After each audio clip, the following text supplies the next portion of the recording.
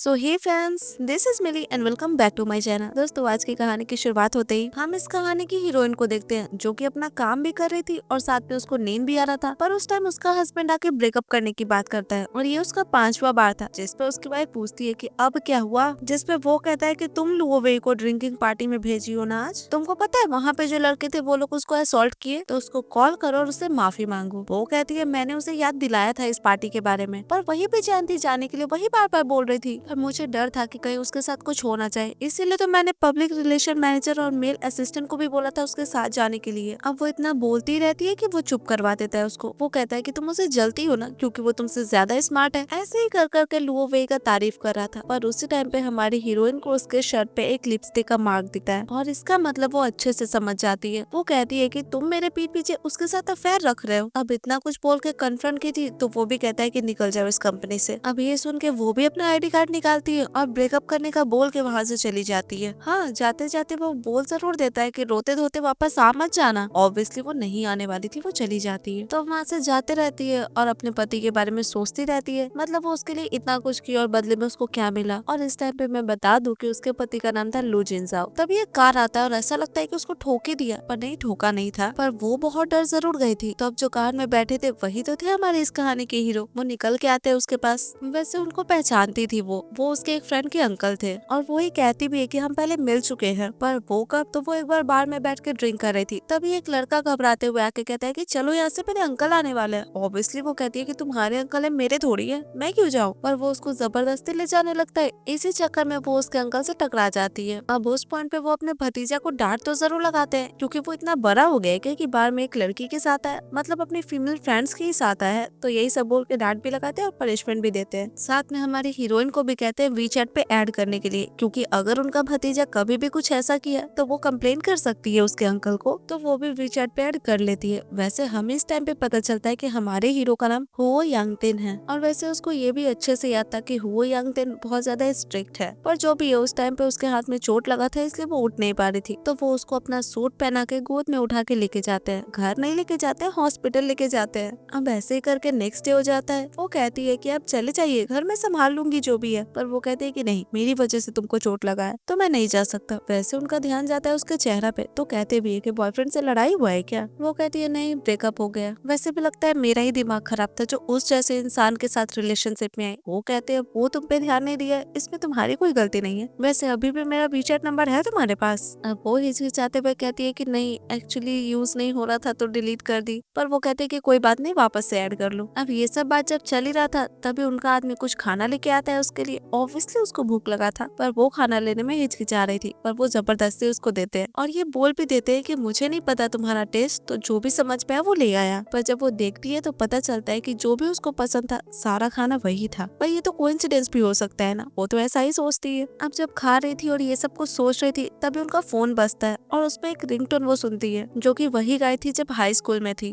और ये देख के उसको काफी अजीब भी लगता है। उनका कॉल कटने के बाद वो पूछती है कि ये गाना कौन अपना रिंगटोन रखता है। पर वो कहते हैं कि मुझे काफी अच्छा लगा और वैसे भी जो सिंगर है वो सिर्फ 3 ही गाना लिख पाए और सारे ही बहुत अच्छे हैं। वो कहती है कि अगर जो ओरिजिनल सिंगर है वो आपकी बातें सुनेगी तो आपको बहुत अच्छा लगेगा। वो कहते हैं हाँ, मैं तो चाहता हूँ कि वो अपना सपना आगे पूरा करे, मतलब वो अच्छा गाना गाते हैं तो और गाना गाए आगे। अब ये सुन के उसको याद आता है कि उसका एक्स कैसे उसका इंसल्ट किया करता था, उसको सुनाया करता था। पर पहली बार किसी के मुंह से अपना बुराई सुन के कैसा फील होता है ये आज वो फील की थी, तो उसको काफी अच्छा लग रहा था। अब ये सारी चीज जब वो सोच ही रही थी तभी उसको कॉल आता है उसकी ग्रैंडमा का और पता चलता है कि कुछ तो हुआ है उसकी ग्रैंडमा को। तो अब वो हड़बड़ा जाती है घर जाने के लिए। ऑब्वियसली यांगतिन उसको कहते हैं कि वो पहुंचा देंगे, पर वो कहती है कि बहुत दूर है घर मेरा, आप बेकार में परेशान होइएगा। पर वो कहते हैं कि कोई बात नहीं, मैं पहुंचा दूंगा। तो अब थोड़ी देर में वो अपनी ग्रैंडमा के पास पहुंच जाती है। हाँ, उनका हालत थोड़ा खराब था पर साथ में उनको पता भी चला था कि उनकी बेटी का ब्रेकअप हो चुका है, जिस पर वो कहती है कि नहीं, उसने मुझे नहीं छोड़ा, मैंने उसे छोड़ा है। अब ये सुन के भी उनको बुरा लग रहा था क्योंकि एक तो उनका खुद का तबीयत खराब रहता है, ऊपर से उनकी नातिन का ब्रेकअप हो गया तो इस टाइम पे वो उसको संभाल भी नहीं सकती है और साथ में लोगों की बातें, बहुत कुछ था। तो यही सब बोलते बोलते वो खांसना शुरू कर देती है और बहुत खांसती है। इस पॉइंट पे हमारी हीरोइन खुद से सोचती है कि उसकी नानी माँ को स्टमक कैंसर है और अगर वो ऐसे ही खांसती रही तो पता नहीं उनको क्या हो जाएगा। इसलिए वो कहती है कि मुझे उससे भी अच्छा लड़का मिला है जो मुझसे शादी करना चाहता है, और देखिए वो बाहर खिड़की के पास खड़ा है। अब ये सुन के नानी माँ को अच्छा लगता है पर वो फिर भी कहती है कि अगर आपको भरोसा नहीं हो रहा है तो मैं उन्हीं को बुला के लाती हूँ, आप उनसे ही पूछ लीजिएगा। अब इतना बोल के जाती तो रहती है पर मन में शक भी रहता है कि इतने अमीर फैमिली हूँ, वो फैमिली से बिलोंग करते हैं, नाटक करने के लिए मानेंगे, पर बात तो करना था। तो वो जाके उनसे सीधे पूछते है कि आप मुझसे शादी करेंगे, मतलब नकली शादी होगा। वो मेरी नानी माँ को स्टमक कैंसर है और उनका सबसे बड़ा सपना है मेरी शादी होते हुए देखना, और उनके पास सिर्फ 1 ही साल बचा है। इसके बदले आप जो बोले मैं कर सकती हूँ। अब इस पॉइंट पे वो कहते हैं कि हाँ मैं शादी तो करूंगा, पर कोई नकली शादी नहीं। अगर शादी हो ही रही है तो ओरिजिनल शादी होगी, और वैसे भी शादी है, मजाक नहीं है, तो शादी के बाद डिवोर्स नहीं होगा। तो तुम सोच लो अच्छे से। अब मन में तो ये भी चल रहा था कि सिर्फ 2 ही बार इस इंसान से मिली हूँ, मैं शादी कैसे कर लूंगी, पर साथ में नानी माँ का तबियत भी याद आ रहा था, तो झट से प्रॉमिस कर देती है कि हाँ मैं शादी करूंगी। अब उस टाइम पे उनका आदमी भी आ जाता है ढेर सारा गिफ्ट लेके, पर ये किस लिए था? तो पहली बार वो अपनी होने वाली वाइफ की ग्रैंड माँ से मिलने जा रहे थे, तो खाली हाथ थोड़ी जाएंगे। हाँ ये चीज सुन के उसको शौक जरूर लगता है, पर जो भी था दोनों अंदर जाते हैं। वो अपनी ग्रैंड माँ से इंट्रोड्यूस करवाती है अपने होने वाले हस्बैंड को। अब इस पॉइंट पे ग्रैंड माँ यांगतिन से पूछती है कि वो उनकी नातिन से कब मिली। अब यांगतिन कुछ बोले, इससे पहले उनकी नातिन ही शुरू हो जाती है, सब कुछ बोलने लगती है। अब इस पॉइंट पे ऑब्वियसली ग्रैंड माँ उसको चुप करवाती है और फिर यांगतिन से पूछती है कि तुमको पसंद है मूसी का, पसंद या नापसंद, मतलब उनकी ग्रैंड डॉटर का नाम मूसी था। अब इस पॉइंट पे तो उसको लगता है कि बुरी फंसी, मतलब एक्सपोज होने ही वाली है, पर ऐसा कुछ नहीं था। यांगतिन को पता था उसके पसंद और नापसंद के बारे में, वो सब कुछ बता देते हैं। अब ये सुन के नानी माँ को भी बहुत अच्छा लगता है, पर फिलहाल वो मूसी को बाहर जाने के लिए कहती है क्योंकि उनको अपने दामाद से कुछ बात करना था। वो भी बाहर चली जाती है, थोड़ा नाकुर नुकुर करती है पर चली जाती है, और थोड़ी देर बाद बात करके वो वापस भी आते हैं, पर हाथ में कुछ था। क्या था? तो मूसी का हाउस होल्ड रजिस्ट्रेशन बुक था। अब इस चीज से तो उसको भी बहुत शौक लगता है, क्योंकि उसकी नानी माँ ये बुक किसी को देती नहीं थी इजिली, मतलब वो किसी पे भरोसा नहीं करती थी, पर इन पे इतना जल्दी भरोसा कर ली। अब जो था सो था। वो कहते हैं चलो फिर शादी कर लेते हैं। अब शादी करने जाते रहते हैं, तब तक वो भाग के आती है एक एग्रीमेंट लेके। उस पे लिखा था कि भले वो लोग शादी कर लेंगे, पर वो यांगतिन का एडवांटेज नहीं लेगी। अब ये सारी चीज देख के वो इस एग्रीमेंट को डिलीट कर देते, क्योंकि उनको जरूरत ही नहीं था ना इसका। मूसी मिसेस हुओ बनने वाली थी, तो वो तो चाहते थे कि वो उनका एडवांटेज ले, वाइफ है उनकी।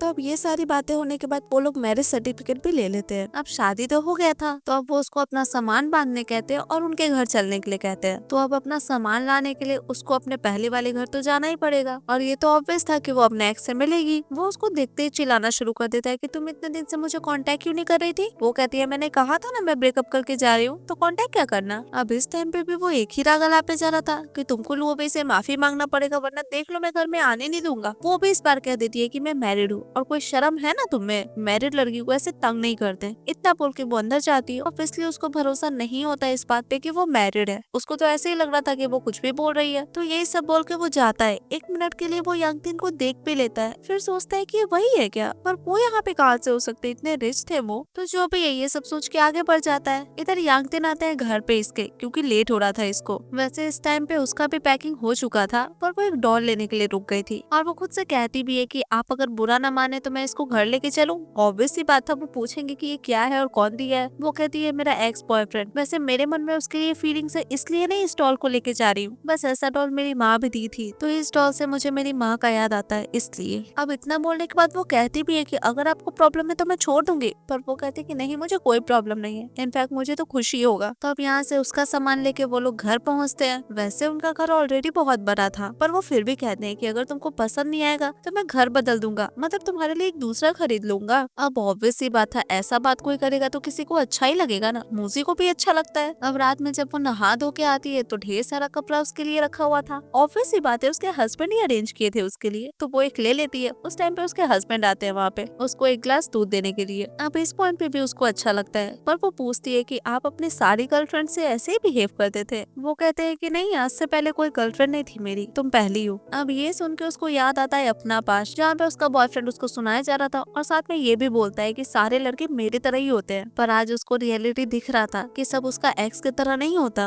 अब इस टाइम पे वो ये सब सोचती भी रहती है और दूध पीते पीते सड़क भी जाती है। तो इस टाइम पे वो उसके बहुत क्लोज आते हैं। उसको तो लग रहा था कि वो किस करेंगे, तो वो उनको दूर करके सॉरी बोलती है और कहती है मैं रेडी नहीं हूँ अभी। पर वो कहते हैं कि इसमें रेडी होने की कोई जरूरत नहीं है, वो तो उसका मुंह पोंछ रहे थे। अब इस पॉइंट पे उसको बहुत अजीब लगता है, लाइक वो क्या सोच रही थी। वो पूछते भी है कि तुम क्या सोची, पर वो कहती है कि आई एम सॉरी, हमारा जैसा रिश्ता है मुझे थोड़ा टाइम लगेगा अडेप्ट करने में। वो कहते हैं तुम्हारे कहने का मतलब हम अलग अलग बेड पे सोएंगे। वो कहती है ज्यादा लंबा नहीं चलेगा ये। वैसे इस चीज से उनको भी कोई प्रॉब्लम नहीं था। वो कहते हैं कि तुमको जितना टाइम लेना है तुम ले सकती हो, कोई हड़बड़ी नहीं है। अब यहाँ से सीन शिफ्ट होता है नेक्स्ट डे। वो रेडी होके आती है नीचे। वैसे हाँ, एक पल के लिए लिए वो उसको देखते रह जाते हैं, पर फिर कहते हैं कि थोड़ा ज्यादा सो सकती थी तुम। वो कहती है नहीं आप जग गए तो फिर। पर पता चलता है कि आज उनको कोयोटो के लिए निकलना है। तो वो पूछते हैं कि तुम क्या करने वाली हो। वो कहती है कि अपना बचा हुआ काम किसी को हैंड ओवर कर दूंगी और कंपनी जाके रेजिग्नेशन प्रोसीजर को कंप्लीट कर दूंगी। तब ये सारी बातें करने के बाद वो लोग खाना खाते हैं और उनको निकलना था तो वो निकलने लगते हैं। पर हाँ, रुक के कहते जरूर है कि मुझे बहुत अच्छा लगा तुम वो कपड़ा पहनी जो मैं तुम्हारे लिए लेके आया था, बहुत सुंदर लग रही हो तुम। अब ये सुन के वो सड़क जाती है तो वो उसको ठोकने लगता है। पर हाँ, वो फिर कहती है कि आपको लेट हो रहा होगा, आप चाहिए, तो वो भी चले जाते हैं। अब कार में बैठ के वो उसका फीचर देख रहे थे, मतलब वो क्या क्या पोस्ट की थी ये सारा कुछ देख रहे थे। उसी टाइम उसको याद आता है कि वो अपने हस्बैंड को ऐड की थी ना WeChat पे, तो वो जल्दी जल्दी डिलीट कर देती है वो जो भी पोस्ट की हुई थी। इधर वो चेक करते हैं तो उनको सब कुछ डिलीटेड दिखता है, मतलब कुछ दिखता ही नहीं है। तो वो अपने ड्राइवर से पूछते हैं कि इसका क्या मतलब होता है, मतलब कुछ भी नहीं दिखना। जिसपे उनका ड्राइवर बताता है कि हो सकता है वो आपको ब्लॉक कर दी हो। अब इस चीज से उनको बहुत गुस्सा आता है और वो बहुत ज्यादा रिलैक्स्ड हो जाती है। इधर वो जाती है अपने हन के कंपनी, तभी एक लड़की देखती है और उसके ऊपर कुछ ड्रिंक गिरा देती है। पर वो लड़की थी कौन, तो वो थे लुओ वेई की असिस्टेंट, और ड्रिंक गिरा के माफी भी मांगती है। पर वो कहती है कि यहाँ पे कैमरास है तो उसमें साफ साफ दिख जाएगा कि तुम जानबूझ के की हो, तो ज्यादा नाटक मत करो। इस ड्रेस का कॉस्ट 200,000 यॉन है और मैंने पहली बार पहना है, तो तुम उसके हिसाब से कंपनसेट कर दो। अब ये सुन के वो चिल्लाना शुरू कर देती है कि तुम इतना महंगा कपड़ा कहाँ से पहनने लगी, वो भी प्रेसिडेंट लू के छोड़ने के बाद, कोई अमीर मिल गया है क्या तुमको। अब यही सब बोल रही थी तो वो भी उसके मुंह पे कुछ फेंकती है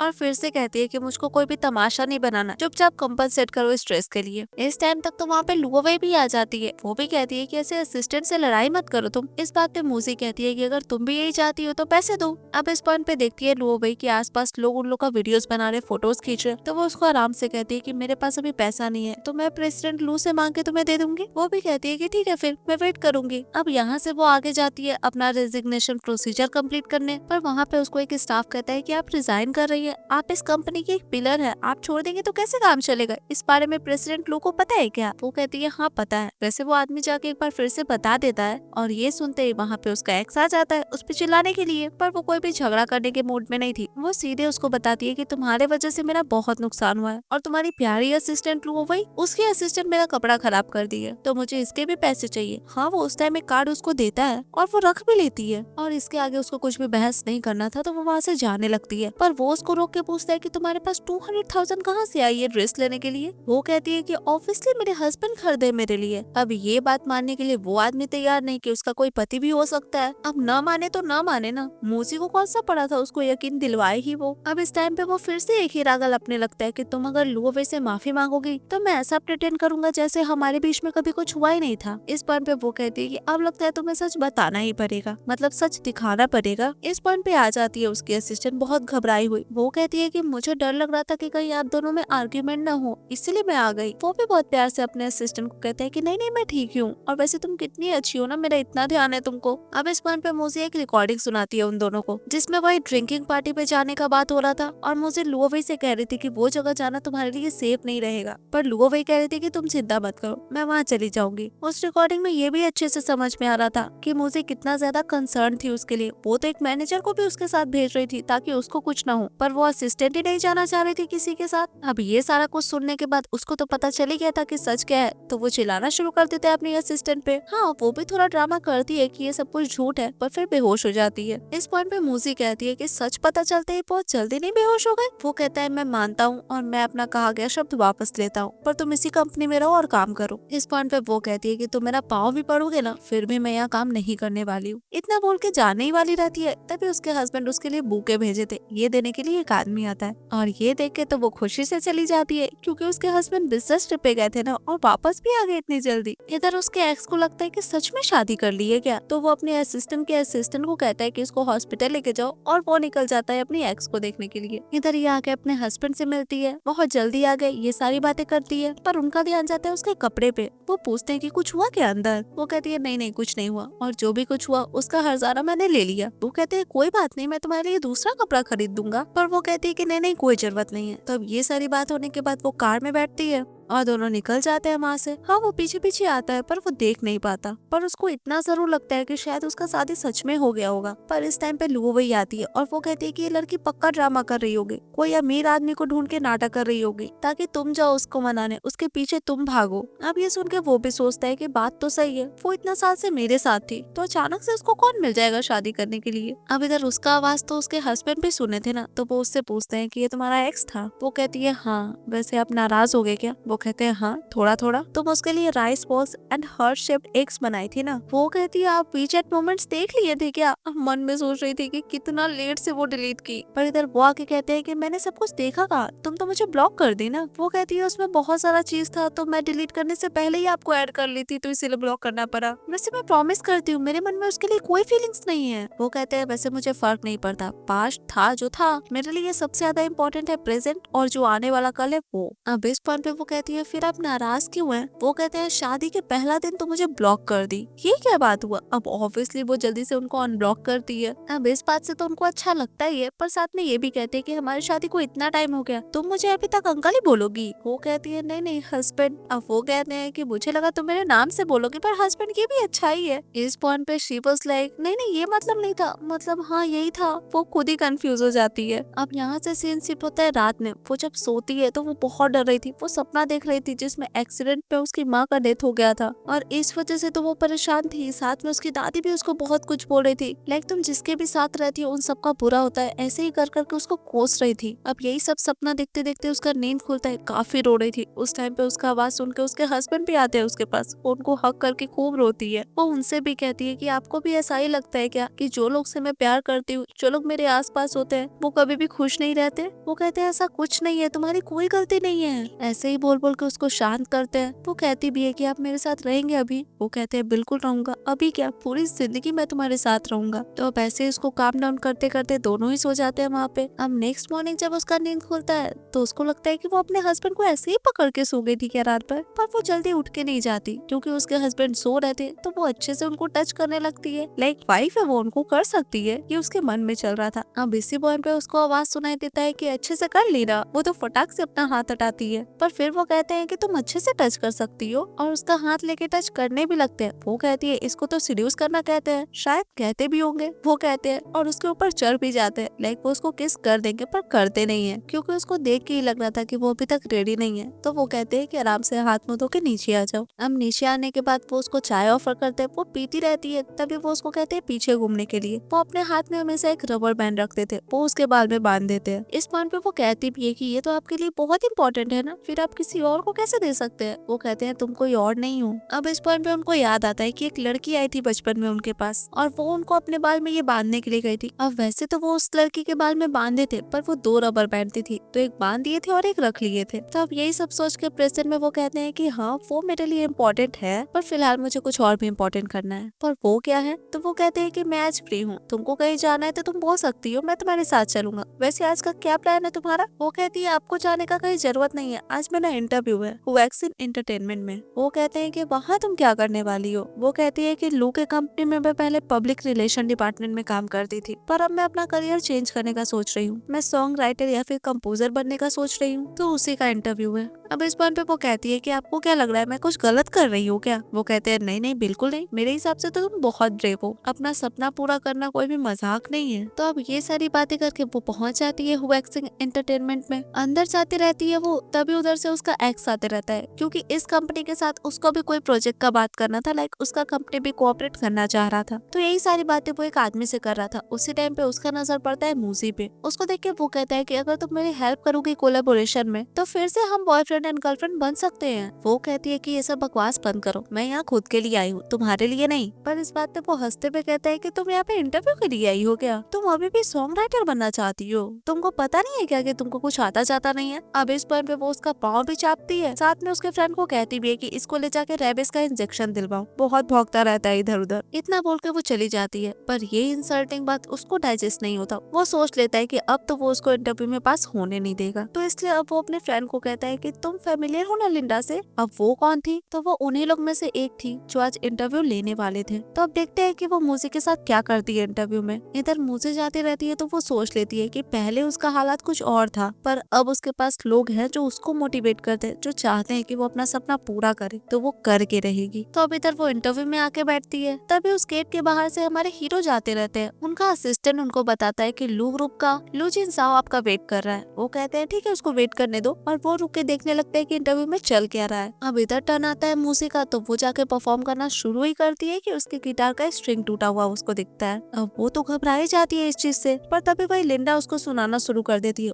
वो कहती है तुम अपने इंस्ट्रूमेंट का ध्यान भी नहीं रख सकती सही से क्या, और ऐसे ही बोल बोल के उसको एलिमिनेट कर देती है। पर ऑब्वियसली इस टाइम पे हमारे हीरो अंदर नहीं आते, क्योंकि वो देखना चाहते थे कि वो क्या करती है आगे। अब इस टाइम पे मुझे दिमाग से काम लेती है। वो जाती है, उस गिटार को रखती है और कहती है कि यहाँ पे कोई जरूरी नहीं था कि अपना इंस्ट्रूमेंट लेके आना ही है, तो वो यहाँ पे गाना भी गा सकती है। और वो गाती है, काफी अच्छा गाती है। अब उसका गाना सुन के सारे लोग इम्प्रेस हो जाते हैं, बाकी के जजेस भी। तो वो लोग तो उसको पास करने के लिए तैयार थे, पर वो फिर से बीच में रुकावट डालती है। वो कहती है मैंने तो तुम्हें पहले ही एलिमिनेट कर दिया था, ये तो बस एक चांस था ऐसे ही गाना गाने के लिए। मैंने ये तो नहीं कहा था ना कि तुम इंटरव्यू में पास हो जाओगी अगर अच्छा गाओगी तो। वो कहती है आप मुझे जानबूझ कर टारगेट कर रही हो ना, मुझे नहीं पता कि मैंने आपका क्या बिगाड़ा है, पर खुद का खुन्नस काम में नहीं निकालते, ये गलत है। अब ये सुन के वो भी चिल्लाने लगते है कि तुम ऐसा कैसे बोल सकती हो, मैं तुमको क्यों टारगेट करूंगी, निकालो इसको बाहर। अब ऑब्वियस सी बात है, निकालने का बात चल रहा था तो हमारे हीरो तो अंदर आएंगे ही ना। उनको देख के वो पूछती है कि आप यहाँ पे क्या कर रहे हैं, और वो जज उनसे कहती है कि आपको यहाँ आने की क्या जरूरत थी। वो कहते हैं अगर नहीं आता तो ये कैसे दिखता कि तुम लोगों को परेशान कैसे करती हो। अब उस टाइम पे उनका असिस्टेंट बताता है कि वो सर्विलेंस कैमरा चेक किया है तो पता चला है कि मूजी के गिटार का तार लू जिन साओ हो रहा है, यानी कि उसका एक्स, और वही इस जज को भी बोला है ये सब कुछ करने के लिए। अब ये जानते ही वो माफी मांगना शुरू कर देती है, पर उसको डेफिनेटली माफी नहीं मिलता है, उसको यहाँ से बाहर निकाल दिया जाता है। इस पॉइंट पे तो मूजी को भी समझ में आ जाता है कि इस कंपनी के बॉस कोई और नहीं, उसके हस्बैंड ही है। तो ये चीज वो उनसे डायरेक्टली पूछती है। वो कहते हैं ये इम्पोर्टेंट नहीं है, ये इम्पोर्टेंट है कि तुम बहुत अच्छा गाना गाए, और इस कंपनी का बॉस होने के नाते मेरा फैसला ये है कि तुम एक्सेप्टेड हो। अब उनके इस बात पे उसको भी बहुत अच्छा लगता है। उसको फील होता है कि अच्छा हस्बैंड होना किसे कहते हैं, मतलब जो उसको करना चाहिए था वो अपने एंड से की, वो अपना मेहनत सबको दिखाए, पर जब उसको अपने हस्बैंड का नीड था, किसी का सपोर्ट का नीड था,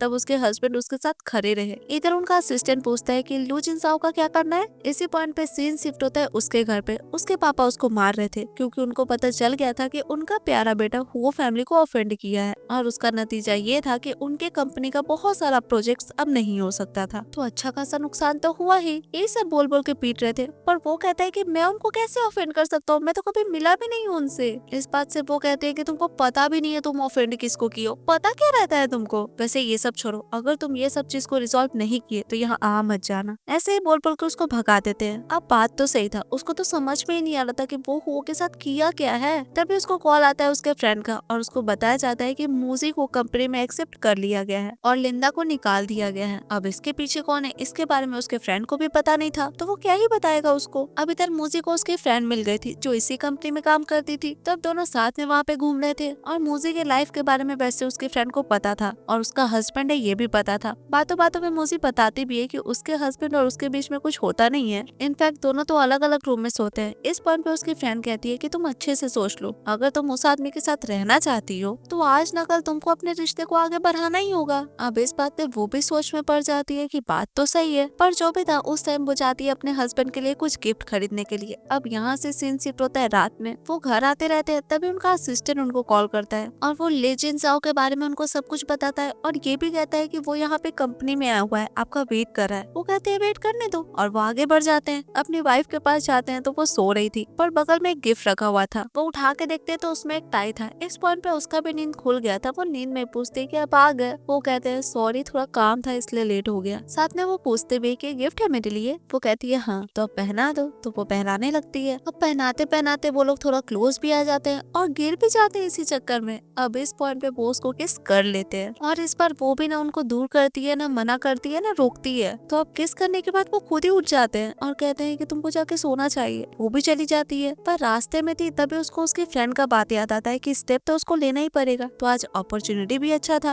वो जाती है वापस अपने हस्बैंड के पास और कहती है कि मैं कुछ बताना भूल गई, मैं कुछ और भी लाई थी आपको देने के लिए। और इतना बोल के वो जो लाई थी वो उनके टाई में पहना देती है। वो कहते हैं तुम श्योर हो ये मेरे लिए लाई थी? वो कहती है हाँ हाँ, आप आप बहुत ज्यादा ही फॉर्मल रहते हैं ना, तो ये पहनने से आप थोड़े से यंग लगिएगा। ये सुन के वो कहते हैं कि मैं बूढ़ा लगता हूँ क्या? वो कहती है नहीं, मेरा ये मतलब नहीं था, और इतना बोल के सोने भाग जाती है। पर वो तो अभी भी डाउट में थे कि वो बूढ़े लगते हैं क्या सच में। इधर ये रूम में आती है तो ये तो बहुत ज्यादा खुश थी जो भी अभी हुआ वो सोच के। अब नेक्स्ट डे जब वो सो के उठ के जाती है तो वो देखती है कि उसके हस्बैंड एक मास्क लगाए हुए हैं, पर वो किस लिए? तो वो कहते हैं कि ये एंटी एजिंग मास्क है। अब इस बात पे वो भी कहती है कि मेरा ये मतलब नहीं था कि आप बूढ़े हैं, गलत मत समझिए, वैसे आज आप हैंडसम काफी लग रहे हैं। अब ऑब्वियस सी बात है ना, उसका गिफ्ट किया चीज पहने थे तो हैंडसम तो लगेंगे उसको। अब इस पॉइंट पे वो कहते हैं कि मैं भी कंपनी जा रहा हूँ तो तुम भी चलो साथ में। वो कहती है नहीं नहीं, बाकी लोग देखेंगे तो कैसा लगेगा। वो कहते हैं कि मैं इतना ज्यादा अनप्रेजेंटेबल हूँ क्या? वो कहती है नहीं, मेरा ये मतलब नहीं था,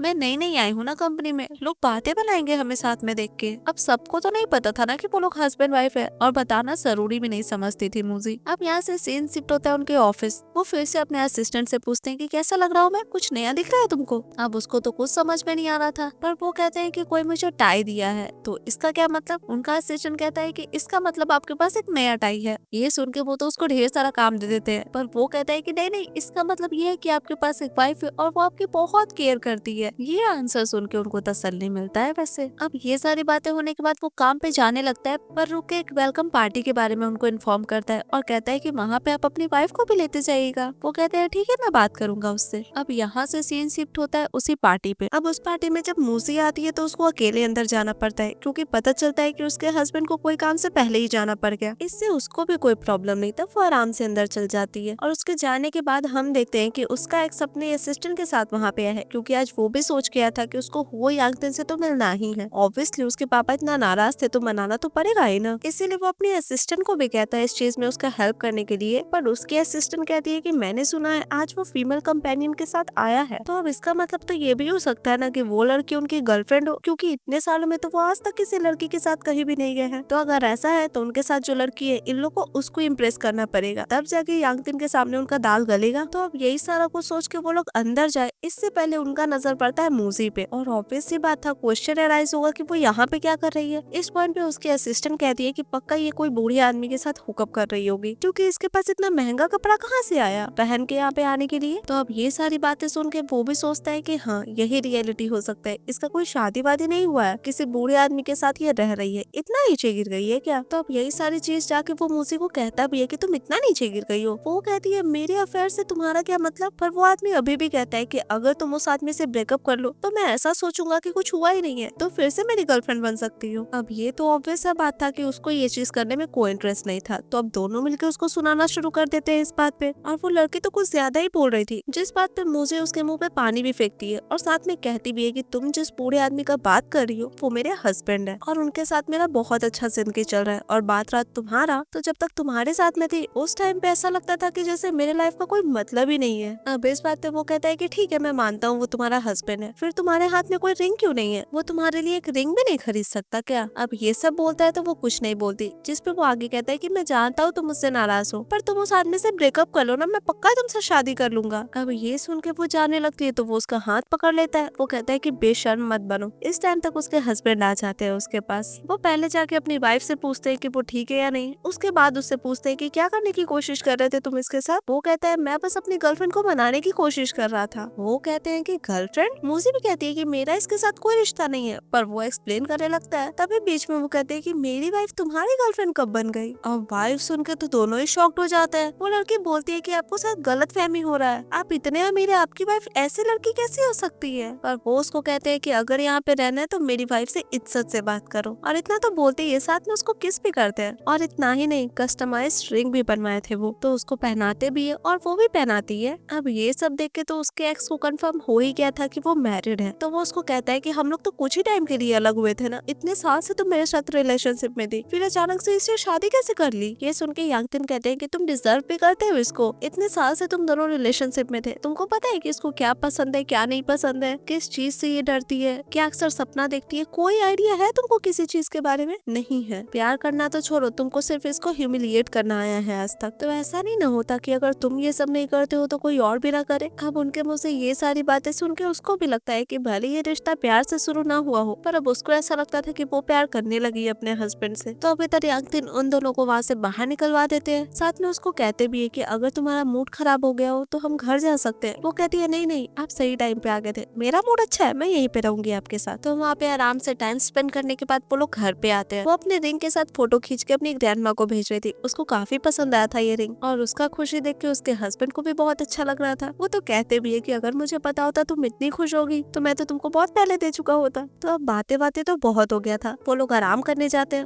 वो उसको उसके रूम में छोड़ देते हैं। तभी वो कहती है कि हम आज साथ में सो सकते हैं क्या। अब ये सुन के तो उनको अच्छा भी लगता है और साथ में शॉक्ड भी रह जाते हैं, पर फिर कहते हैं कि 2 मिनट रुको, मैं रेडी होके आता हूँ। अब उनका ये एक्साइटमेंट देख के उसको भी बहुत अच्छा लगता है। थोड़ी देर बाद वो चेंज वेंज करके आते हैं तो पता चलता है कि वो तो सो चुकी थी। तो अब क्या, वो आराम से जाते हैं, उसका ब्लैंकेट ठीक कर देते हैं, और इस चक्कर में वो उनको पकड़ भी लेती है। तब उनको समझ में आता है कि शायद इसका साथ में सोने का बात का मतलब ये था, पर जो भी था वो लोग साथ में सो जाते हैं। अब नेक्स्ट मॉर्निंग जब वो उठती है तो उसको याद आता है रात का बात। उसका दिमाग खराब कि मैं सो गई थी, मैं सो कैसे सकती हूँ। अब यही सब सोच रही थी, तब तक उसके हस्बैंड आते हैं गेट पे, और वो उसको फ्रेश होकर ब्रेकफास्ट करने के लिए कहने आए थे। तो वो तो अपना बात करके चले जाते हैं, पर इस पॉइंट पे वो जब अपना हुलिया देखती है तो वो तो जोर से चिल्ला ही देती है, क्योंकि उसको बहुत अजीब लग रहा था कि उसके हस्बैंड उसको इस हुलिया में देखे। अब थोड़ी देर बाद अच्छे से बन ठन के नीचे जाती है तो वो थोड़ा शर्मा रही थी। वो कहते हैं कि कल रात जो हुआ उसका रिग्रेट हो रहा है तुमको। वो कहती है वो भी, और सुबह में कितना अजीब लग रही थी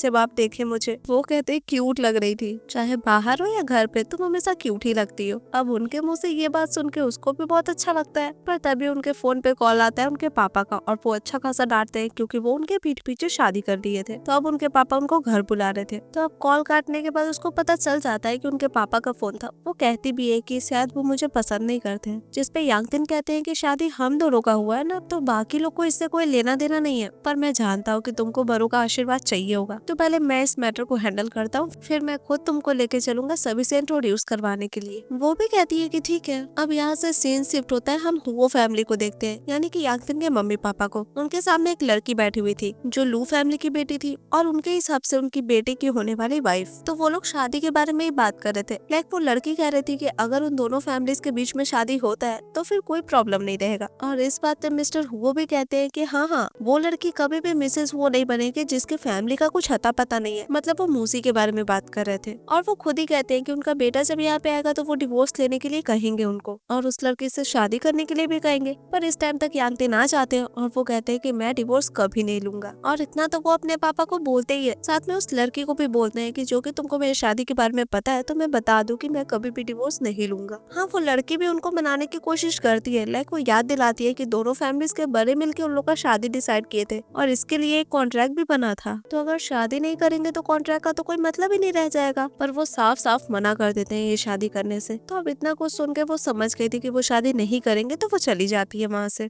अब उनके इस बात से उनके पापा को बहुत बुरा लगा था। उनको डांटते भी है और साथ में इस फैमिली से बेदखल करने की भी बात करते हैं। पर यांगतिन भी अपने साइड से पूरा क्लियर थे। वो कहते हैं कि मैं उसको बहुत प्यार करता हूँ और बहुत सालों से करता हूँ, तो चाहे कुछ भी हो जाए मैं उसको नहीं छोड़ूंगा। तो अगर आपको उसको आशीर्वाद देने का मन होगा तो आप मुझे बता दीजिएगा, मैं उसको लेके आके आप लोग से मिलवा दूंगा, पर तब तक प्लीज उसको हर्ट मत कीजिएगा। इतना बोल के वो चले जाते हैं। अब उसी दिन शाम को जब मूसी घर आ रही थी तब उसको मिलती है वही उसके एक्स की असिस्टेंट। अब वैसे तो उसको उससे बात करने में कोई इंटरेस्ट नहीं था, पर वो लड़की कहती है कि तुमको पता है तुम्हारा हस्बैंड कहाँ पे है अभी? वो कोयोटो में है और वो अपनी अरेंज मैरिज वाली पार्टनर से मिलने के लिए गया है। अब ऑब्वियस सी बात था उसको उसके बात पे भरोसा नहीं होता, पर वो लड़की तो उसको एविडेंस दिखाती है, ढेर सारा फोटोग्राफ्स, और वो कहती है कि ये लड़की लू फैमिली की बेटी है और हुओ फैमिली और ये लू फैमिली इन दोनों का रुतबा एक जैसा है। तो अगर तुमको खुद का मजाक नहीं उड़वाना है तो बीच में से हट जाओ। इतना बोल के वो चली जाती है। अब घर पे आके उसके दिमाग में चलता है कि उसके हस्बैंड ब्लाइंड डेट पे गए थे क्या, और अगर गए थे तो फिर इस शादी का क्या मतलब है। तो अब यही सब सोच के वो अपना सामान पैक करने लगती है। और हाँ, ये चीजें की स्टाफ भी देखती है, मतलब वो फोटोग्राफ्स और उसको सामान पैक करते। वो पूछती भी है मूसी से कि आप जा रहे हो यहाँ से, पर वो कहती है कि हाँ बस जा रही हूँ, और वैसे अगर यांगतिन भी वापस नहीं आए तो आप भी अपने घर चली जाना।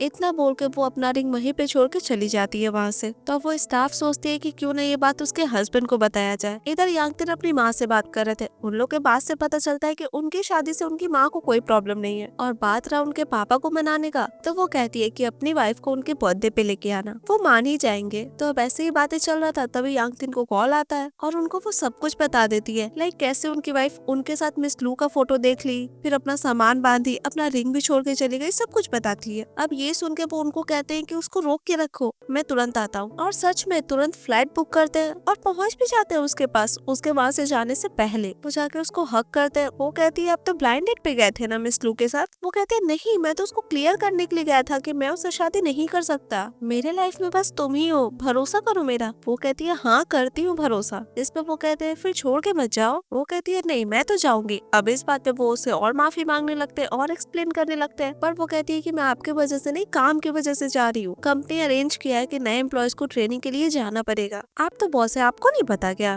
वो कहते हैं ठीक है, अगर बिजनेस ट्रिप पे जाना है तो फिर अपना रिंग क्यों निकाली। वो कहती है कि उस जगह के लिए ये सेफ नहीं है, बस इसीलिए। अब उसके मुंह से ये सारी बातें सुन के उनको भी अच्छा लगता है और वो भी कहती है कि जब आपने मुझे कह दिया कि आप सब कुछ रिजॉल्व करने गए तो बस मैं भरोसा करती हूँ आपके बात पे, तो ऐसे ही किसी के बात पे कैसे आ जाऊंगी। तब ये सारी बातें करके वो खुद से उसको एयरपोर्ट पे छोड़ने जाते हैं। अब उसके बाद सीन शिफ्ट होता है, वो ऑफिस में बैठे हुए थे, वो थोड़ा परेशान थे। वैसे तो वो सीसीटीवी फुटेज देखे थे जिससे उनको पता चला था कि उनकी वाइफ को ये सारी बातें कौन बताया है, और इस पॉइंट पे वो सारी बातें असिस्टेंट को भी बताते हैं, जिससे असिस्टेंट कहता है कि आपको तो खुश होना चाहिए, आपकी वाइफ आप पे इतना भरोसा करती है, फिर ऐसा चेहरा क्यों बना के रखे। अब वो क्या ही बोले। वो वीचैट मोमेंट चेक करते हैं जिससे उनको पता चलता है कि उनकी वाइफ का फ्लाइट लैंड हो चुका है, पर अभी तक वो अपने हस्बैंड को बताई भी नहीं ये बात। अब ये पूरा चीज इनडायरेक्टली वो अपने असिस्टेंट से पूछते हैं, मतलब इसका क्या मतलब है ये पूछते हैं। तो वो कहता है कि इसका मतलब ये हो सकता है कि वो इंसान आपको पसंद नहीं करता है। अब ये सुन के उनको बहुत गुस्सा आता है। यहाँ से सीन शिफ्ट होता है जिनजाओ पे, यानी कि मूजी के एक्स पे। वो बहुत नाराज था, बैठ के अपना काम कर रहा था, तभी उसके पास उसके असिस्टेंट आती है उसके लिए खाना लेके, पर इस चीज से भी उसका मूड अच्छा नहीं होता, वो तो उसको भी डांट के भगा देता है। अब ये चीज डेफिनेटली लुओ वेई को अच्छा नहीं लगता, पर तभी उसको एक कॉल आता है और वो कॉल उसके एक डायरेक्टर का था जो कि उसको एक प्रोजेक्ट पे आने से मना कर देते हैं। पर क्यों, तो उनके इन्वेस्टर हुआसिंग एंटरटेनमेंट कंपनी ही है और वो अब चाहते हैं कि उस प्रोजेक्ट पे कोई और एक्ट्रेस काम करे। अब इस टाइम पे वो समझ जाती है कि उसका करियर खत्म हो चुका है, और वो भी किसके वजह से, तो मूजी के वजह से। वो तो यही समझती है क्योंकि यागदेन उसके हस्बैंड है ना, हुआसिंग एंटरटेनमेंट के बॉस।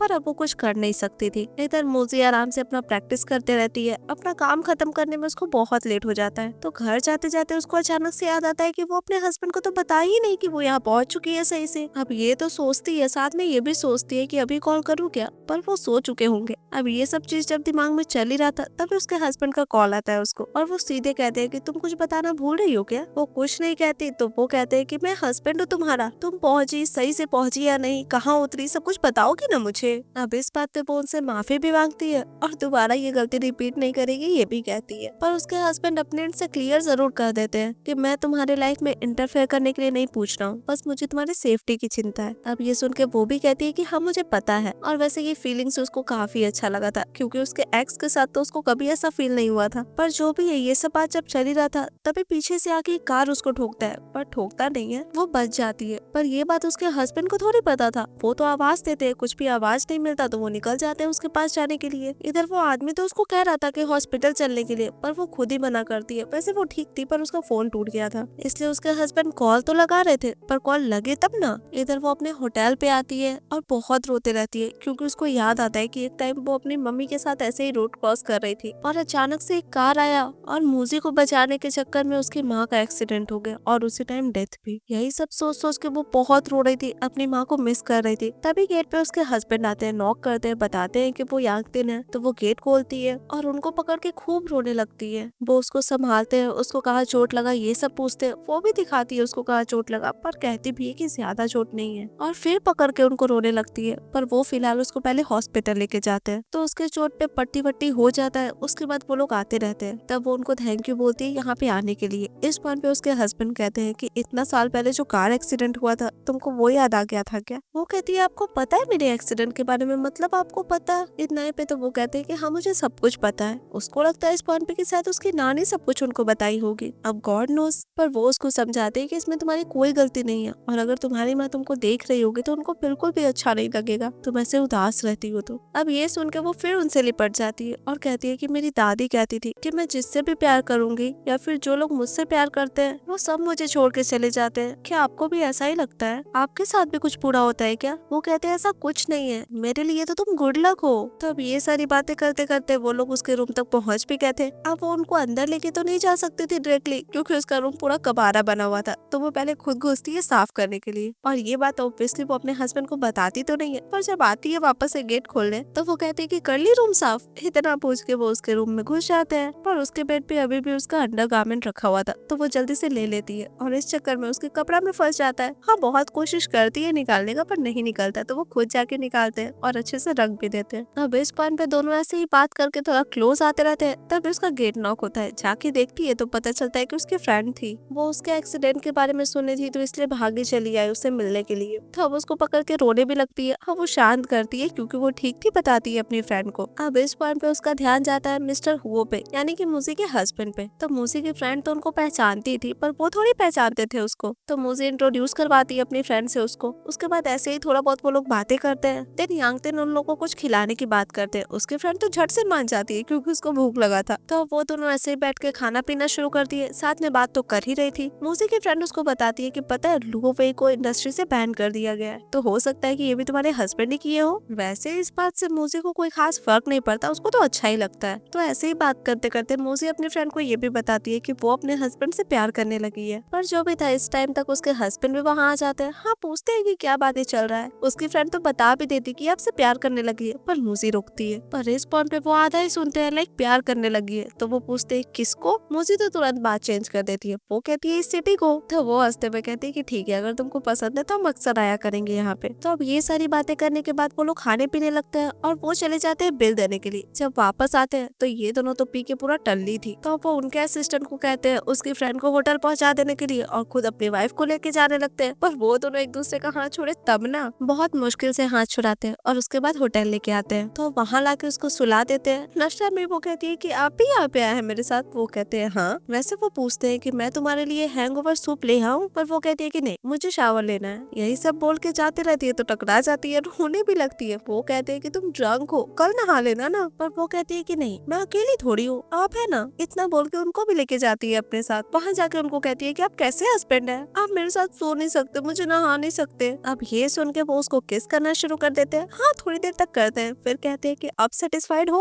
वो कहती है नहीं, मैं आपके साथ सोना चाहती हूँ। पर फिर उनके गले पे काटने भी लगती है। क्यों? क्योंकि वो पनिश कर रही थी। किस बात का? तो वो कहती है कि मुझे नापसंद करने का। अब वो ये बात इसीलिए बोल रही थी क्योंकि वो कहती है कि जो हेयर टाई आप अपने पास रखे हुए हैं, वो जिसका है उसको आप बहुत पसंद करते हैं क्या? वो कहते हैं हाँ, पसंद तो बहुत करता हूँ, और वो इंसान तुम ही हो, बस तुम भूल गई हो। अब इतना सुनते सुनते तक तो वो सो जाती है। और नेक्स्ट डे जब उसका नींद खुलता है तो उसको बस इतना ही याद था कि वो उस हेयर टाई वाली लड़की को पसंद करते हैं। उसके आगे का कोई बात याद ही नहीं था। तो उसको ऐसा लगता है कि शायद उसके हस्बैंड के दिल में कोई और है। तो वो उस हेयर टाई को वहीं पे रख देती है। हाँ, उसके हस्बैंड का भी नींद खुल जाता है उस टाइम तक, पर वो कहती है कि मैं ब्रेकफास्ट करने जा रही हूँ, आपको अगर सोना हो तो आप और सो सकते हैं। अब इस पॉइंट पे वो फिर से उस हेयर टाई को लेके अपने हाथ में बांध लेते हैं और नीचे जाते हैं फ्रेश होके। उसको दूध देते हैं, पर उससे पहले वो उनके हाथ में वो रबर बैंड देख लेती है। तो उसको और गुस्सा आ जाता है कि कितना पसंद करते हैं उसको, पर इस बारे में कुछ नहीं कहती, बस कहती है कि मुझे दूध पसंद नहीं है। तो वो उसको फ्रूट्स लेने के लिए कहते हैं, पर वो कहती है कि मेरे पास टाइम नहीं है, मुझे काम है, और इतना बोल के निकल जाती है। अब इस पॉइंट पे उनको भी लगता है कि वो कुछ किए हैं क्या उसके साथ। अब उस टाइम तो वो उसको कुछ नहीं कहते, पर शाम को डायरेक्टली घर आते हैं क्योंकि वो बोलती थी कि वो अपने ऑफिस से घर आ जाएगी। तो अब उसके रूम में जाके चेक करते हैं, वो तो सीधे उनका सारा सामान उनको पकड़ाते हुए कहती है कि आप जाके अपने रूम में सो सकते हैं। पर इस बार वो उसको पकड़ के अच्छे से पूछते हैं कि तुम बताओ तुम गुस्सा क्यों हो, वरना मैं नहीं जा रहा। अब पहले तो थोड़ा ड्रामा करती है कि नहीं मैं गुस्सा नहीं हूँ, पर फिर उनसे डायरेक्टली पूछती है कि आप मुझे पसंद करते हैं। वो कहते हैं कि मुझे अभी भी बताने की जरूरत है क्या, तो महसूस नहीं कर सकती। वो कहती है ऐसा समझिए कि मैं महसूस नहीं कर सकती, मुझे बस जानना है। वो कहते हैं मैं तुमसे प्यार करता हूँ, सच में बहुत प्यार करता हूँ। अब ये वो बोलते ही रहते हैं कि वो उनको पकड़ के किस करना शुरू कर देती है। अब नेक्स्ट मॉर्निंग आराम से फ्रेश होके उठ के आती है तो उनका बनाया हुआ दूध भी पीती है। वो कहते हैं कि क्यों, अब पछने लगा? वो कहती है हाँ। तो वो उससे पूछते हैं कि क्या प्लान है, क्या करना है अभी? वो कहती है ज्यादा कुछ नहीं, गाना का प्रैक्टिस। तो थोड़ी देर में वो प्रैक्टिस करते रहती है और वो उसका फोटो खींचते रहते हैं और यूके से वीडियो भी बनाते हैं। तो वो जाती है देखने के लिए कि वो क्या कर रहे थे। इस चक्कर में वो उसको पकड़ लेते हैं। तो ऐसे ही थोड़ा बहुत बात करते हैं वो लोग। इस पॉइंट पे उनके बातों से उसको समझ में आ जाता है कि उनको पता था कि उनके फोन में जो रिंगटोन है ये मूजी का गाया हुआ गाना है। और वो कहते भी है कि मुझे गाना अच्छा लगा था तो मैंने रिसर्च किया था, तब पता चला कि ये तुम्हारा गाना था। मैं और भी गाना जब फाइंड आउट किया तो पता चला कि तुम बस 3 ही गाना गाई थी। तो अब ये सारी बातें करते करते वो उसको कहते भी है कि अपने सपनों को कभी मत छोड़ना, और मैं तो हूँ ही, जिंदगी भर तुम्हारा सपोर्ट करने के लिए। अब ये सब सुन के तो उसको भी अच्छा लगता है, पर तभी उसको कॉल आता है और उसको पता चलता है कि उसकी ग्रैंडमा हॉस्पिटल में है, उनका तबीयत खराब है। तो अब जल्दी से दोनों वहाँ पे जाते हैं, पर तब पता चलता है कि ग्रैंडमा अभी ठीक है, उनके स्टमक में कुछ नहीं हुआ है, थोड़ा एज हो गया ना तो बस गिर गई थी वो। अब इस पॉइंट पे यागदिन कहते हैं कि मैं डॉक्टर से जाके पूछता हूँ ग्रैंडमा का कंडीशन कैसा है, तुम यहीं पे रहो। तो वो तो चले जाते हैं और इधर ये दोनों बातें करने लगते हैं। मोसी अपनी ग्रैंडमा को कहती है कि आप आके हमारे घर पे क्यों नहीं रहती हैं, पर वो मना कर देती है। वो कहती है कि तुम दोनों का भी नया नया शादी हुआ है, मैं क्यों बीच में आऊँ तुम लोग के, तुम लोग अच्छा खासा टाइम स्पेंड करो एक दूसरे के साथ। तो अब ये सारी बातें करते करते वो उनको एप्पल छील के देने लगती है। तब तक उसके हस्बैंड आ जाते हैं और उसके हाथ से ले लेते हैं, साथ में बताते भी है कि डॉक्टर का है नानी में एकदम ठीक है और तुरंत ही डिस्चार्ज भी इनको मिल जाएगा। तो अब ऐसे ही बात करते करते ग्रैंडमा को पीठ में दर्द होने लगता है। ये देख के यांगतिन उनको मसाज देते हैं क्योंकि उनको आता था, और उनके मसाज से नानी माँ को बहुत बेटर भी फील होता है, जिसपे वो कहते हैं कि मेरी माँ को भी ये सेम दर्द होता है तो मैंने सीखा था। तो अब ऐसे ही करके नानी माँ का वो बहुत अच्छे से ख्याल रखते हैं। अब यहाँ से सीन शिफ्ट होता है नेक्स्ट डे। वो आज अकेली आई थी। ये देख के नानी पूछती भी है क्या यांगतिन नहीं है। वो कहती है कि मैं आई हूँ, मुझे देख के आप खुश नहीं है क्या, आप तो हमेशा बस उन्हीं से मिलना चाहती है। वो कहती है कि मैं उसको पसंद करती हूँ तुम्हारी वजह से नहीं, तुम तो बस ऐसे ही शादी के लिए उनका नाम ले ली थी, पर उनको तुम्हारे बारे में सब कुछ पता था। मूजी कहती है कि आपको मालूम था सब कुछ। वो कहती है हाँ तो क्या, तुम्हारा चेहरा देख के साफ पता चल रहा था। वैसे जब वो मुझसे तुम्हारा हाउस होल्ड रजिस्ट्रेशन बुक मांगा तो मैं मना नहीं कर पाई, क्योंकि वो कहा था कि वो तुम्हारा बहुत अच्छे से ध्यान रखेगा, और वो ये भी बोला था कि वो तुमसे बहुत सालों से प्यार करता है, तो मैं उस पर कैसे भरोसा न करती।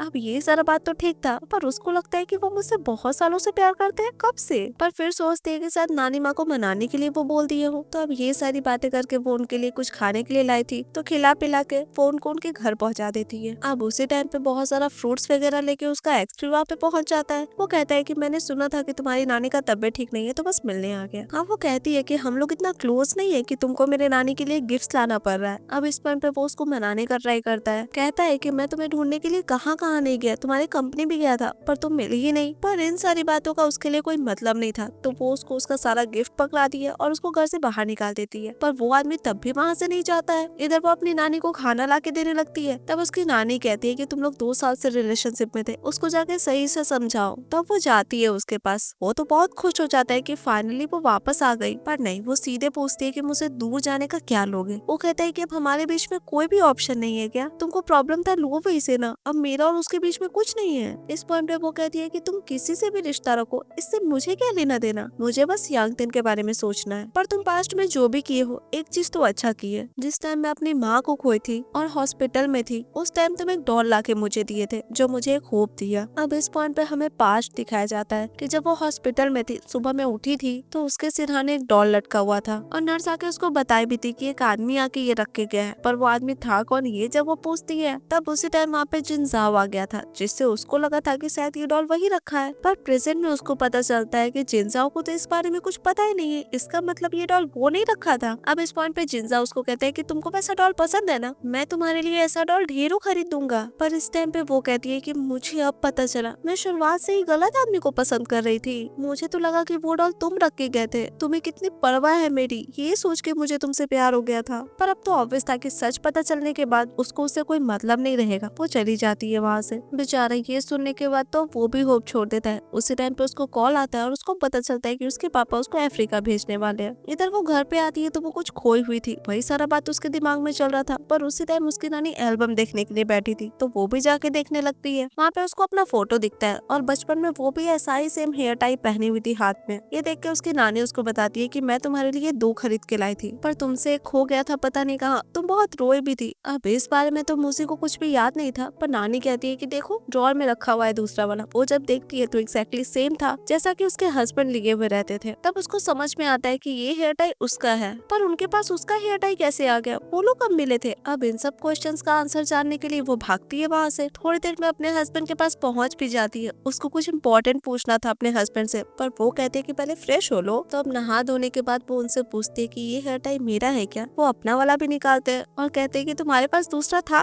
अब इसका मतलब ये तो तय है कि ये हेयर टाई उसी का है। इस पॉइंट पे वो कहते हैं कि शायद तुम सब कुछ भूल गई पास्ट के बारे में, पर पास्ट था क्या। तो हमें दिखता है कि एक बच्चा भागते हुए आ रहा था और वो गिर जाता है। इस पॉइंट पे एक बच्ची कहती है अपनी मम्मा से कि हमें इन्हें बचाना चाहिए। अब वो बच्चे थे यांगतिन और वो लड़की थी मूसी। वो बताते हैं कि बच्चे में उनको किडनैप कर लिया गया था, वो भागते हुए आ रहे थे तो गिर गए थे और उस टाइम पे मूसी ही उनको बचाई थी, वरना शायद वो जिंदा जिंदा भी नहीं होते। अब ये सुन के वो थोड़ा नाराज भी हो जाती है और साथ में रोने भी लगती है, क्योंकि ये बात तो उनको बहुत पहले बता देना चाहिए था ना कि वो उसको पसंद करते हैं, वरना वो तो बेकारी में इतना फ्रस्ट्रेटेड हो रही थी। वो कहते हैं फ्रस्ट्रेटेड हो रही थी, तुमको ये लग रहा था क्या कि ये रबर बैंड किसी और का है? वो कहती है हाँ तो क्या, मुझे लगा आपके दिल में कोई और है, पर अब मैं मिसेस वो बन चुकी हूँ तो मैं नहीं छोड़ने वाली ये पोजीशन। अब उसका ये बात सुन के तो उनको भी बहुत अच्छा लगता है, तो उस टाइम वो लोग किस करते हैं और साथ में आज रात वो लोग साथ में टाइम स्पेंड करते हैं। तो अब नेक्स्ट मॉर्निंग वो थोड़ा शर्माते हुए उठती है, तो ऐसे ही एक दूसरे के साथ मजाक मस्ती करते हुए वो लोग का टाइम बीत रहा था। तभी उसका नजर उसी डॉल पे जाता है और वो डायरेक्टली अपने हस्बैंड से पूछती भी है कि ये डॉल आपने मुझे दिया था क्या? आप हॉस्पिटल में रखे गए थे ये डॉल? अब इस पॉइंट पे हमें दिखाया जाता है कि हाँ, वो जब हॉस्पिटल में थी, काफी रो रही थी, तब उसके सोने के बाद यांगतिन ही जाके वो डॉल उसके सिरहाने रखे थे। और ये सब सुन के तो उसको बहुत अच्छा लगता है। वो कहती भी है कि मैं आपको बहुत पसंद करती हूँ, पता नहीं कब से पर करती हूँ। तो अब ये सारा बात करने के बाद वो लोग ब्रेकफास्ट करने बैठते हैं और उसी टाइम वो कहते हैं कि तुम मेरे पेरेंट्स से मिलना चाहोगी? वो भी मना नहीं करती। तो अब थोड़ी देर में वो दोनों पहुंच जाते हैं उनके घर। अब उनकी माँ को तो उससे कोई प्रॉब्लम था नहीं, तो वो तो बहुत प्यार से बात कर रही थी मूसी से। मूसी भी जो गिफ्ट लाई थी अपने मम्मी पापा के लिए वो उन दोनों को देती है। इस पॉइंट तक भी उनके पापा मुंह बना के बैठे हुए थे, तो उनकी मम्मी कहती है कि अब तो अच्छे से बात कर लो। अब इस टाइम पे उनके पापा मूसी को देखते हैं तो उनको लगता है कि कहीं तो देखे है, तो वो उससे उसके पेरेंट्स के बारे में पूछते हैं। वो कहती है कि उसकी माँ यूनिवर्सिटी की प्रोफेसर थी और पापा मिंगचुआन ग्रुप के फाउंडर, पर अब दोनों का ही डेथ हो चुका है, उसके पास सिर्फ उसकी नानी है। अब उसके ये बात से पता चलता है कि वो उसके पापा को पहचानते थे, वो लोग साथ में बिजनेस भी किए हैं और मूसी के पापा बहुत डाउन टू अर्थ आदमी थे। तो अब दुख तो उनको भी है उनकी डेथ का, पर फिर वो पूछते हैं कि तुम क्या करती हो? वो कहती है मैं म्यूजिक क्रिएटर हूँ, बहुत सारा गाना रिलीज हुआ है मेरा। अब ये सुन के तो वो बहुत ज्यादा एक्साइटेड हो जाते हैं, क्योंकि गाना गाने का शौक तो उनको भी था। तो वैसे ही एक दिन रात में वो गाना गाते हैं, उसके बाद उनकी बहू गाना गाती है। मतलब वो लोग इस मोमेंट को अच्छे से एंजॉय कर रहे थे। और इस टाइम पे यांगतिन की मम्मी उनको समझाती है कि उनके पापा को तो अब एक पार्टनर मिल गई गाना गाने के लिए, तो अब उनको इस शादी से कोई प्रॉब्लम नहीं है। वैसे इस टाइम पे यांगतिन भी अपनी मम्मी को कहते हैं कि वो अपनी वाइफ को एक ग्रैंड वेडिंग देना चाहते हैं, तो वो कोई दिन चूज कर ले। अब इससे माँ को भी कोई दिक्कत नहीं था। अब यहाँ से सीन शिफ्ट होता है, दोनों का फैमिलीज बैठा हुआ था और वो दोनों अपने अपने वेडिंग ड्रेस में आते हैं वहाँ पे। वहीं पे मूसी अपने हस्बैंड से क्वेश्चन करती है। वो कहती है कि जिस दिन